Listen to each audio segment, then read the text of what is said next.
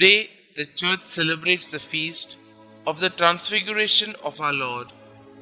While living among his disciples, Jesus had often spoken to them of his kingdom and of his second coming in glory, the parousia at the end of time.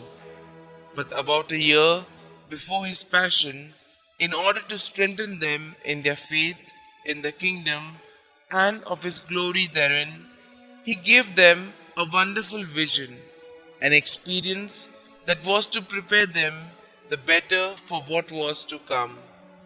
He took 3 of his closest disciples, Peter, James, and John, atop a high mountain, traditionally referred to as Mount Tabor in Galilee, which is some 2,000 feet above Lake Tiberias.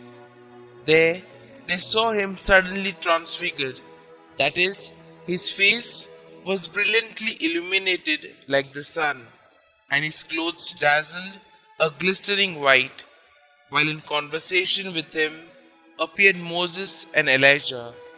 There is no mistaking here the significance that Jesus was the fulfillment of the law as represented by Moses and the reality of all the prophetic messages as represented by Elijah. The Transfiguration was thus a turning point in which Jesus was not only seen revealed firsthand as the long-awaited Messiah, but was acknowledged as the beloved and only begotten Son of God by the Father.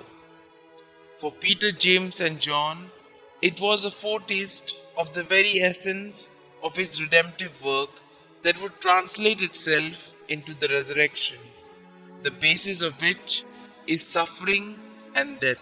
Indeed, Transfiguration prefigures the everlasting enthronement of Christ. It is this glorification that the Church celebrates today. There is no certainty as to when this feast, which commemorates the pre-passion manifestation of our Lord's glory, was first celebrated, but it is known to have been observed in Jerusalem as early as the 7th century and in most parts of the Byzantine Empire in the 9th century. In the Orthodox Church, it has always had great importance. The Syrians and Armenians celebrated it as a 3-day festival from the 7th Sunday after Pentecost, preceded by a 6-day fast. In the Western Church, it does find mention in some 9th century writing.